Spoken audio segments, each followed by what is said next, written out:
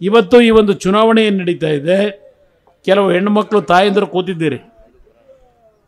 ಕಾಂಗ್ರೆಸ್ನ ಸರ್ಕಾರ ಏನು ಬಂದಿದೆ, ನಾನು ಕಾಂಗ್ರೆಸ್ ಅಧಿಕಾರಕ್ಕೆ ಬಂದಿರೋದಕ್ಕೆ ನಮಗೇನು ಅಸೂಯೆ ಇಲ್ಲ.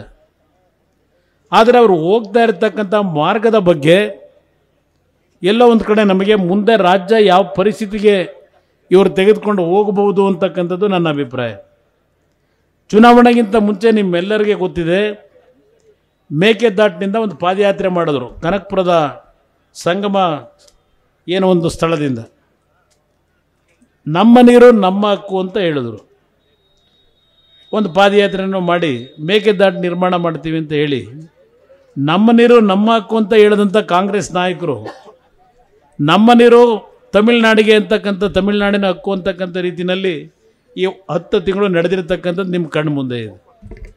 ತಮಿಳುನಾಡಿನಲ್ಲಿ ಈಗ ಏನವರು ಹೊಂದಾಣಿಕೆ ಮಾಡ್ಕೊಂಡಿದ್ದಾರೆ, DMK ಪಕ್ಷದವರು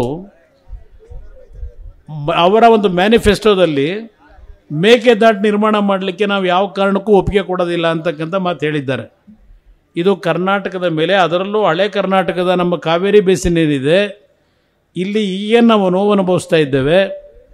ಇವತ್ತು ಬರಗಾಲ ಒಂದು ಕಡೆ, ದನಕರುಗಳಿಗೆ ಮೇವಿಲ್ಲ, ರೈತರು ಬೆಳೆದಂಥ ಬೆಳೆ ನೀರಿನ ಕೊರತೆಯಿಂದ ಹಲವಾರು ಭಾಗದಲ್ಲಿ ಕಬ್ಬು, ಇವತ್ತು ಮಂಡ್ಯ ಜಿಲ್ಲೆಯಲ್ಲಿ ಗಮನಿಸ್ತಾ ಇದ್ದೇನೆ, ಕಬ್ಬು ಸಂಪೂರ್ಣವಾಗಿ ಒಣಗಿ ಈಗ ಬೆಂಕಿ ಇಡ್ತಕ್ಕಂಥ ಪರಿಸ್ಥಿತಿಯಲ್ಲಿದ್ದಾರೆ.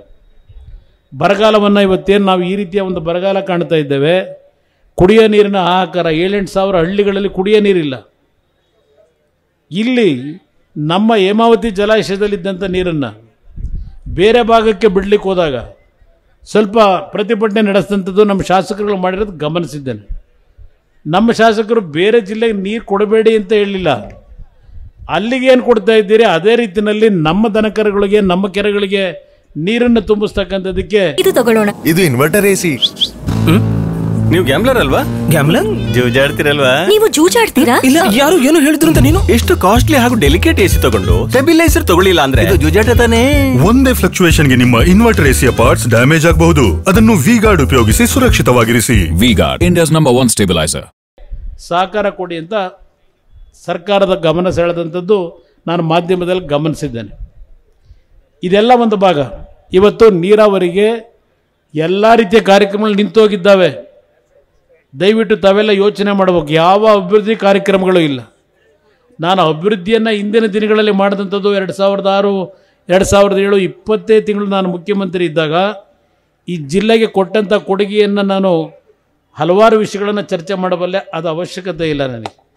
ಈ ಜಿಲ್ಲೆಯ ಮಣ್ಣಿನ ಮಗನಾಗಿ ಈ ಜಿಲ್ಲೆಯಲ್ಲಿ ಹುಟ್ಟಿ ಈ ಜನ್ಮಕ್ಕೆ ಈ ಒಂದು ಜನ್ಮವನ್ನು ಕೊಟ್ಟಂಥ ಈ ಪುಣ್ಯ ಭೂಮಿಗೆ ನನ್ನ ಕೈಲಾದ ಮಟ್ಟಿಗೆ ಸೇವೆಯನ್ನು ಸಲ್ಲಿಸಲಿಕ್ಕೆ ರೇವಣ್ಣವ್ರ ಜೊತೆಗೂಡಿ ದೇವೇಗೌಡರ ಮಾರ್ಗದರ್ಶನದಲ್ಲಿ ಒಂದು ಕಿರು ಕಾಣಿಕೆಯನ್ನು ಕೊಟ್ಟಿದ್ದೇವೆ ಅಂತಕ್ಕಂಥದ್ದನ್ನು ಹೇಳಲಿಕ್ಕೆ ಬಯಸ್ತೀನಿ.